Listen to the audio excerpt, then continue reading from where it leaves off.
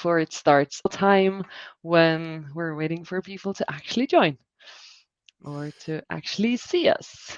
That's okay. That's okay. I'm excited. How's the weather in Copenhagen? Too bad. Always way too bad. It's like you don't talk about the weather. There is no bad weather in Copenhagen, but Because if there you is don't like it, on 15 minutes later, it's going to change. no. There's only a bad clothing. Kind of. If you're not prepared, then it's a bad weather. But if you're prepared, I mean a raincoat and everything, and you love rain as well. How is the weather in Phoenix? The sky is blue every day. It's sun. I'm looking out. It's beautiful. All I see is blue sky. So it's a nice place. So much No fun. culture, but it's a nice place to live. Can we swap some of the good stuff and Yeah, get a make a little bit of perfect more? city. That's what we need. We need like a Nordic city, but in like a southwestern US climate. That's what we need. Oh, yes, that would be nice. Let me just see if we're live just yet. So, people who are on the show right now, if you can give us a like or a comment, actually, a comment would be yes, I can see yes, people are sending hearts. So, we are live. Thank you for the heart, whoever has sent it. And we're kicking this off now. So, thank you so much, Nick, for joining me today. It's a huge pleasure for me to having to talk to you. I'm excited to be here. I'm really excited. Fantastic. Nick, can you give us a short intro to yourself so we know who you are, and then I will do the further intro why we're here. Okay, perfect. I'm Nick Capozzi, the head of storytelling at Demostack. We're a tech startup here between Israel and the United States. And yeah, what I do a lot of content for Demostack, as well as attend a lot of events and webinars. And you and I got to meet actually for the first time at SaaStr, which was a lot of fun. Exactly. And that's why we're here as well. So the fun story is that we have been introduced by Nicholas Dickett back before I was going to SaaStr. He said, "Do you know Nick Capozzi?" I said, "No." I said, "Oh, I think this is going to be the next gem that you have never met before, but you're going to love it." And it was right. Because Nick, your content is crazy. I I met you before the event. I met Mhm. you during the event. I saw you executing it, and I saw what was happening afterwards. I think a lot of companies can learn about preparation, execution, how you do it. So I'm so grateful to have met you. Yeah, same. This was great. This was great. This was great. So, Nick, how many events so far have you been this year? Like physical Oh, events? wow. I would say, are we talking like parties too? Like small events like happy hours and stuff? Because No. no, okay. Big events, I would say I've been to probably eight. That's off the top of Ooh, my head. And then these smaller events, probably another dozen. So I've been to about 20 events in the last 8 months. wow. That's a lot because I've been at one. It's like, Yeah, and that's what I but met you.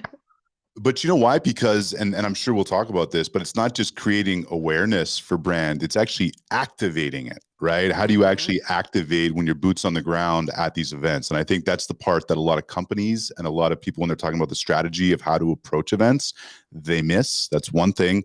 The other is, I think we have to need to look at it from a holistic go-to-market point of view, because how does marketing work with sales at these events so that everyone's working in the same direction and you can maximize the opportunity for the entire company?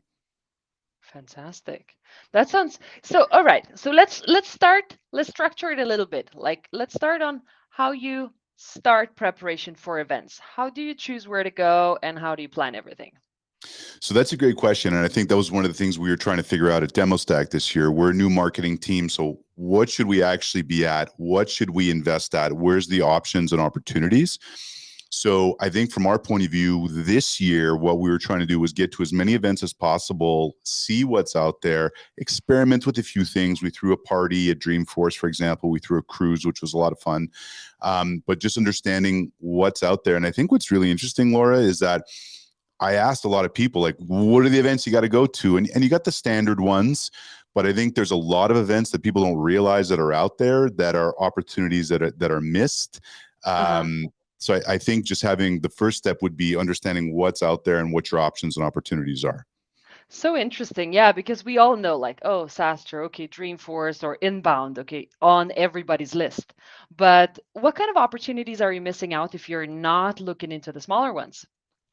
I think you hit it. I think it is the smaller ones. So for example, we do a lot of work with the pre-sales collective, and they had a lot of smaller events, a lot of these kind of happy hours for pre-sales people, so sales engineers. And that was, you have the big grandiose opportunities where everyone is at SaaStr and you have people from all these departments. But if you can get into some of these niche micro events that has your ICP, the actual target you're looking at, I think is realistically the first place to start. And then are you trying to get in front of the masses, or are you trying to get in front of the leadership of your ICP? And I think that's the next thing you want to distill down. Am I better off going to a leadership dinner that maybe Pre-Sales Collective is putting on, or am I better going to a cocktail party where I'll be able to talk and engage and activate with 100 sales engineers? So I think those Hmm. are some of the things that we looked at, and we're still kind of digesting everything that we learned so far this year. That must be a lot of learning, I would guess, because Yeah, Stevens it has was. just started as like, where do we go next and everything. But okay, so walk me through a little bit. How do you prepare for events? So now you've chosen the events you want to go to. Yep. So how do you prepare for them? So I think the first thing again is really understanding your ICP. And now that I was in sales my whole career, but now that I'm in marketing, okay, so we're going to go to this event. Here's how we're going to create awareness about the event. So the next thing I'm going to do is let's talk to sales and how we're going to deploy our assets on the field. So how are we actually going to mobilize our team so that we're able to take advantage? And one is going to be going through, targeted accounts that we want to get in front of. What does that look like? How do we get in front of them? How do we create the awareness so that it becomes, a very tight knit opportunity that you're actually taking advantage of? Mm-hmm. All right. And so to get in front of your ICPs, now let's talk Mhm. about Demostack. Like, what are the exact things that you're thinking that, okay, our ICPs definitely get hooked on? Well, you do a lot of videos, so that Yep. must be one of the things. So, how do you plan those pieces of content to be executed at events? So I think what's interesting, and this is something I do with every piece of content, is I'm always trying to create actionable insight. So, and what I mean by that is someone told me this when I first started. They said, look, you can go and talk and try and be a subject matter expert, but if you actually have actionable insight, so something where someone can press stop on the video and go and deploy that tactic, I Ah, think is one of the key things that we're always looking for. So, we talk about bringing value. Real value to me is something that someone can take and use in their regular sales cadence, whatever type of selling that they're doing. understand, understand. Absolutely. And that really resonates as well back to like LinkedIn and stuff that people are talking about. It's like, oh, as long as you're bringing value to people, people will come back with the demand over to you. And it's as long as you're bringing value to people with the content that you create at the events, well, that's going to be helpful for them too, especially But for the we talk people who are we not we there. talk about value all the time, right? But Yeah. what does that actually look like? Is the value, here's a case study? I don't know Uh-huh. if that's necessarily value. I think that might be more about awareness. But if it's a, hey, when you're struggling with your demo because of X, try doing Y, and you'll have more success for A, B, and C reasons. So that's typically how I'm Excellent. going to frame out what we're trying to do. The other thing too is that, I spend a lot of time on LinkedIn. I see a lot of posts go out. What are the questions? Again, we focus on sales engineers and sales engineering leadership. What are the questions that they're asking, right? Uh-huh. Because a lot of times, so Laura puts a post up and there's an actionable insight in there, but then there's follow-up questions. Mm-hmm. So are those getting answered necessarily? And if not, or even if they are, I would take those as a subsequent piece of content that I could create, if that makes sense. Mm-hmm. Yeah, it does break it down to like smaller pieces as well, right? Very Absolutely. cool. There, we've got a question. I think it's relevant to what just we spoke just before. So, big events, everybody knows about them. Micro events, how do you figure out? The world is large. How do you find them? Yeah, it is. So, Jeffrin, I'll put it back to you if you're still online. Who's your ICP? So, Mm-hmm. if Jeffrin has a question. Jeffrin, if you said, "Hey, look, my ICP is a sales engineer," I'm going to look at, the first place I would start is where do your people live? Are they in a community? So, if I was looking to get in front of account executives, for example, I would be in the Thursday night sales community, which, by the way, I've been in sales my whole life. I learn something every time I go to Thursday night sales. Amy Volis and Scott Leese. So that's a community I would get in front of because that's where my people live. So if I'm looking for sales engineers, they're going to live in pre-sales collectives. So that's the first thing I would look at is kind of the big communities. If you want to get even more distilled down, I would start looking at Patreon groups. So for example, I'll reference Scott Leese again. Scott has an amazing Patreon group called Scotty's Little Sales Club. I pay $10 a month to be part of that Patreon. Every week there's a live event. And some days, especially in the summer, there might be 10 or 15 people there. Some days there's 50 or 100, but sometimes it's a really small group. So if I want to get in front of really key people, what are those opportunities? And I think that works from a content perspective, but it also works from a social selling perspective. So if I'm an AE trying to get in front of the right people, where do they live? And I think, to Jeffrey's question, that's what I would approach. So Jeffrey, if you follow up and let me know like who your ICP is, I'd love to try and give you some feedback on where I would be looking specifically. Very cool. Thank you for Can I just that. say a quick hi to Nick Yeah. Bennett here, who's in the comments. Yes. So, Nick, a big hat tip if you want to talk about people who are creating great content and actionable insight. Nick Bennett does a great job when it comes to field marketing and kind of events in general of creating pieces that are valuable. So whenever Nick has something that comes up through my feed, I'm always stopping. Even though Nick and I work in similar spaces, I want to know what Nick's talking about. Maybe Nick had a conversation yesterday with someone that's really relevant to something I'm trying to do. So anyway, Nick, just That saying is hey. This is so fantastic. You are dropping so many names that people should definitely be following throughout the whole LinkedIn, because then you will figure out how the successful people, are doing it. Just like Nick, just like you, Nick, just Yeah. like the third Nick that has introduced us. So there are more names like Scott's and Amy's, but this is a beautiful community of people who are sharing a lot of knowledge on LinkedIn as well. But these are the people you should be following. If you're an AE and you're just trying to figure out like who to follow, it's the leaders of a lot of these communities and groups are usually a lot of the people that are putting a lot of content out there, which is why they've kind of developed this groundswell of community behind them. For sure, for sure. And then to get into the smaller events that would be relevant to join the people. But okay, let's take it back to the events and how you create content while you're at the event. So now you have planned out what is it that your people are in need for and what kind of content is valuable. So how do you work at events to get the best out of the event, really? So I think we already covered, the strategy. So how are you going to create awareness and get in front of people? And maybe just to drill down a little bit, maybe that's, creating content in advance of the event of some of the things that you're going to be looking for or you're going to be aware of. The second is, going through your network of people. And Nick Thickett was kind enough to introduce you and I, Laura. So I'm going and I'm talking to people who I know who are going to SaaStr, because again, that's where we met. So I'm talking to Nick Thickett. I'm talking to Arthur Castillo from Chili Piper. I'm talking to all these people that I want to get 5 minutes with.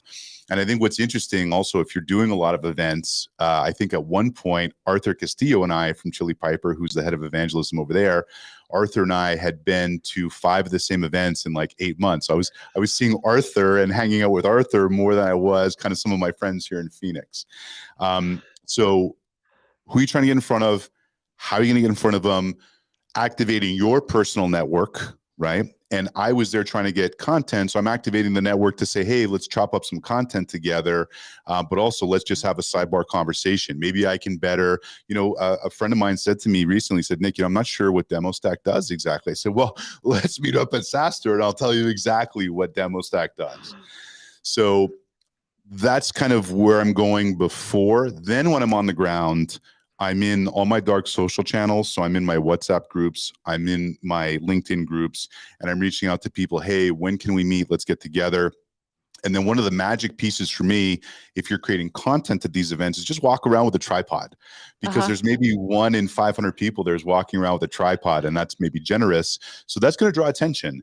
And then when you pop that up and you've got interviews going, people slow down and actually stop. And sometimes we'll actually, pile up, and I'll see someone, I'm like, oh, there's the CEO of so-and-so. And I'll stop my conversation and I'll say, hey, hold on, don't go anywhere, because I want to interview you next. And I think the reality is People want to be interviewed. People want, it's a nice pat on the back, but it's also exposure. And I think that there's something, and this is a really key thing I'm going to say right now, is there's social equity that we trade with each other.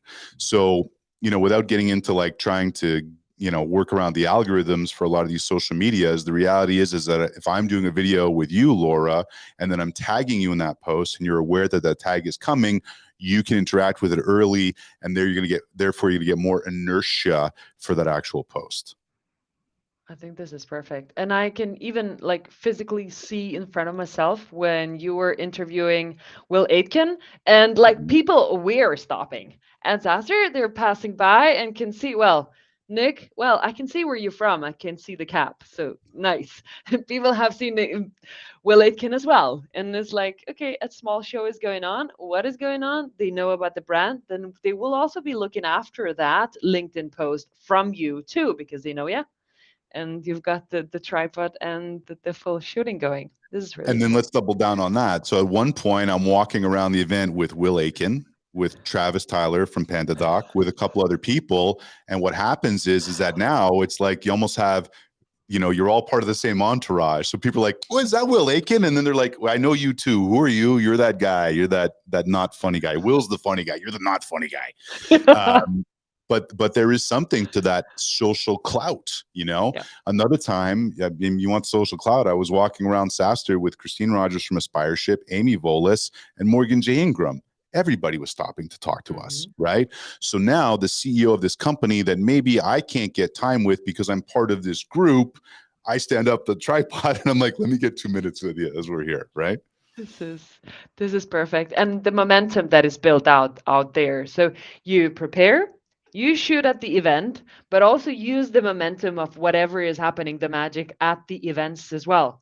And for that, while you are at the event, okay, you have planned out your what you want to post. You are in the social circles because you plan who you want to meet as well. Yep. And is there anything else that people have to be aware of while they are at the event physically that will help them to create better content and get the best use of the event? Find out where people are going. So one of the Hmm. things, and this was great, and I want to give a full credit here to the Lavender team. So Will Allred and Will Balance and Dorothy and Josh and everyone, they threw two of the best part. They didn't have a booth at SaaStr. You want a booth at SaaStr. If you want to be with the cool kids, you want a booth at SaaStr, but they didn't have a booth. So what did they do? They had a party. They had a QR code, and they went around dressed as wizards because it's on brand for what they do at Lavender. It's lavender.ai, by the way, if you need help with your email writing. And suddenly it became the biggest party that you could go to was the Lavender party, or of course the Chili Piper parties. If you're looking for where everyone's going to be in an event, it's the Chili Piper parties. But I was really cool with how it was really cool for me how scrappy the Lavender team was. So had I been going to another party, now I'm pivoting because everyone's going to Lavender. Yeah. So if everyone's going to this Lavender event, who can I get in front of there? Right. And that's something to consider. So being fluid in your schedule, seeing where the crowd is going, literally like I smell it in the wind, where the crowd is moving to, right? Where is the herd going? So understanding where people are going to be. And then I think another thing that people didn't realize, I saw some people slowly dripping out content like over weeks, and that's great too. But that event is hot right now. People are having FOMO right now. So Hmm. I would shoot a video, I would try and edit it, try and upload it on this terrible Wi-Fi that wasn't very good outside. But could I be relevant in that moment? So Hmm. people know that I'm not at SaaStr, but my C-suite is at SaaStr. So it's in my LinkedIn feed. Oh, here's Nick interviewing someone. Oh, here's another video of Nick interviewing someone. So I think striking while the iron's hot and getting that content out as quickly as possible is really critical to being literally in that moment and creating inertia and push literally live in the field. Very cool. Yeah, and the FOMO is real because everybody's Yes. speaking about it. And then do you try to think of any different content than everybody else? Because you feel like you are a part of that bubble. And do you want to stand out or does it matter at all? Just post something. I think what's interesting, that's a great question. No one's ever asked me that before. I think what a lot of us do is a little bit different. Like what Will Aiken does is different than what I do, which is different than what Travis from PandaDoc does, which is different than Will Allred, who all he talks about is email. And I love it because it's like great data. And if you look a couple of years ago at how Gong got so much traction, was they took all this internal data they had and were putting it out there. So Will really capitalizes on that. Whereas I was a trained broadcaster. So for me, I more want to interview people. I want to be the person who's asking the questions, who's finding out what's happening in the go-to-market space, what people are talking about, what's going on. So some people are more trying to highlight and shine the light on their product, which is great. And it's no criticism. It's a great thing to do. What I'm trying to do is just create more awareness of what other people are doing. And I think for me, what that does is it creates a groundswell of people kind of pulling in, because now we're doing this great weekly show called Go to Market This Week. Get it wherever you get your podcasts, even though it's not a podcast, it's a show. What's the name of the show again, Nick? Go to Market This Week. So I think, for me, it's more about just creating awareness and general conversation. We just want to be, talking about interesting things to interesting people, where again, other people have a more targeted thing that they're trying to do. So I think there's a lot of different ways to do it, but I think the key thing is just be yourself. Yeah. Will Taylor from Partner Hacker did a great job. He was wearing these crazy outfits, and you knew exactly where Will was because he was wearing these crazy outfits. Yeah. So I think everyone really kind of has their own distinct style. And I think that's cool. And I think leaning into who you are is going to be more authentic and more genuine. Agree. Absolutely. And kind of you feel that everybody's posting from there because you are in the bubble, but you are you. And if you continue doing what you used to do, bringing value to your prospects, well, you will continue doing that just from the location that everybody wants to be at. And that would mean that you're exposing them with both how you do it because they follow you for that, but also for who you're meeting and so on. I love this. And I think what is also interesting, just from an inbound perspective, like we're always thinking inbound for actually turning something into a customer. But I think what was also interesting from my point of view was because I went to so many events and almost became known as a guy who's like at all these events, a lot of marketers would reach out to me and ask me about the event specifically. So I'm like, yeah, happy to give you some time, but can I give you a demo? Right? Can we give you a demo at the same time? Let me tell you about Demostack. Let me tell you how it clones the front end of your product without touching your back end data, so you can spin up a custom demo environment in minutes. There you go. If anybody wants to spin a demo environment in minutes, you can see it on the cap where you have to go. Demostack. Yeah, exactly. Whoever's on LinkedIn Live, but when it becomes a podcast, then remember it's Demostack. Yeah. Real quick, if I may, Laura, sorry. Jeffrey got back and said he's looking to reach out to customer support or experience. So Jeffrey, what I'm going to suggest to you, reach out to me on LinkedIn. I can't think of the name off the top of my head. I do know of a customer support community, but if I was selling, for example, to RevOps, I'd be in Wizard of Ops. If I'm selling to sales leaders, I'm in Pavilion. If I'm looking to get in front of AEs and people of clout, I'm in Thursday Night Sales. So just to kind of circle back on that, but Jeffrey, if you reach out to me on LinkedIn, I'll get you that answer. Very cool.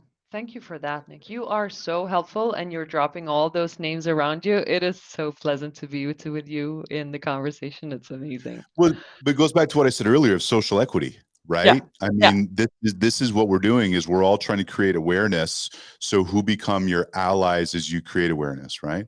And I think another thing too is that, we think that like, let's use LinkedIn as an example, is just, overrun with people creating content. What percentage of people on LinkedIn in our space are actually creating content? Maybe 1%, right? Maybe. And then of that 1%, how many are using video? This is the big opportunity missed, is using video.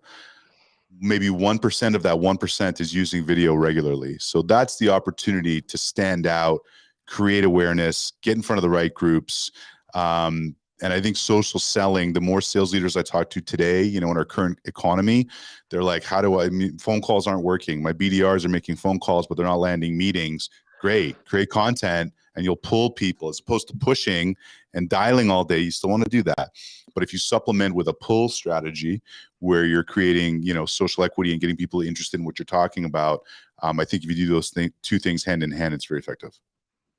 I agree. Absolutely. And one thing that stood out when we spoke about content that you create at events was you mentioning, well, I only do video. But Nick, wait, videos don't perform that well. And what Nick says back to me, he says, well, my videos do perform well because I've got my niche. Tell me more about that, about your Well, niche.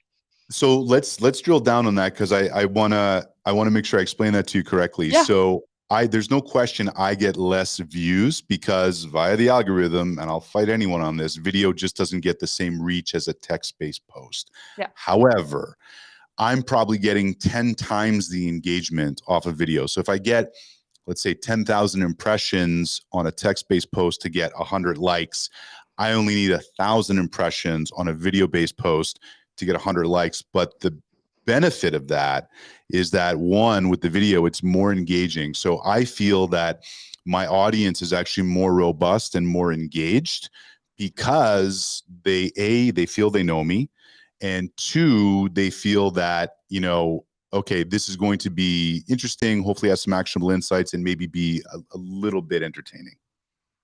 It is. Little tiny little bit. Yes, yes. You're also very good at asking questions. So it is always entertaining and people feel good when chatting with you on your videos. But that's the problem, is that even when we're asking, we're trying to, like, most people who are interviewing and trying to ask people something, they're trying to get them to coax out a specific answer, Yeah, whereas I just want to know like what they really think, right? And very then true. how do you take that? This is the most important mistake people make when they're trying to interview. They don't take the answer and then follow up properly. What they'll do is they'll go right to the next question, and you're missing what I think is the really interesting part.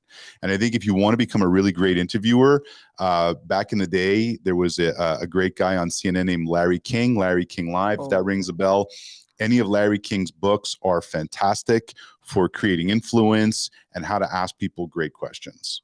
fantastic. I need to look that up to learn to ask better questions for sure, Nick. Very cool. Nick, we have a couple of minutes left. If Yep. anybody has some questions, please shoot them here in the chat.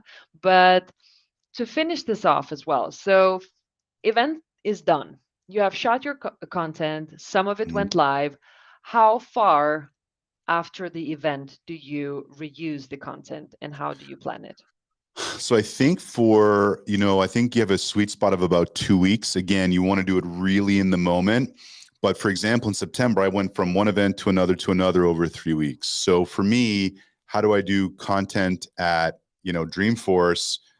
Or sorry, how do I post SaaStr content when now I'm posting Dreamforce Yeah, content? So you can do that, but also I think you have this sweet spot of about 2 weeks. But once you get like a month out, then you can start going. And now it's not as relevant to today, but maybe there's those great insights. And I think if you're going to make a lot of content, really how you um, have it filtered internally. So what are you tagging internally? So I talked to Laura and I asked this question, which now isn't relevant to SaaStr anymore, but maybe is relevant to, I read a post by Nick Bennett and actually brought me up to this question I asked Laura 2 months ago at SaaStr. So repurposing content, I think, has a lot of value as well. amazing. Cool. And what is the next event you're going to, Nick? I'm actually taking a break. I've been on the road for 2.5 of the last 5 months. Oh my God. I'm still jet lagged from Portugal from Web Summit, which was amazing. Our CEO Jonathan spoke and he killed it, so that was a lot of fun. So right now we're just gonna be working here in the studio on go to market this week. If anyone is coming through Phoenix this winter, Phoenix, Arizona, let me know. I'll pick you up at the airport. I will sit you in that seat right there. We can have a conversation. Laura, you need to tell your boss you need to fly to Phoenix, Copenhagen to I Phoenix. do. I told him that. And he said, yeah, let's figure out. This Put is him on the one of the phone. destiny. Yeah, exactly. We need Is to this do is that. this Laura's boss? Hold on, we need to have a conversation. Precisely. We have to have a proper setting for a call like this. Fantastic. Nick, it was really, really great meeting you. Everybody, go to market this week. Yeah, Remember that one. wherever you're getting your podcasts. And also, we do a lot of great content that focuses mostly on sales, but around go to market on the Demostack LinkedIn page. So definitely follow Demostack on LinkedIn. That's where most of our solid content lives. Or you can also follow me on LinkedIn, but I'm not as exciting as the Demostack page. Not even Oh, you close. are. Oh, you are. You're just very humble. Thank you so much, everybody. Nick, such a pleasure. See you in Phoenix or in Come Copenhagen. visit. Come visit. Yeah. See ya.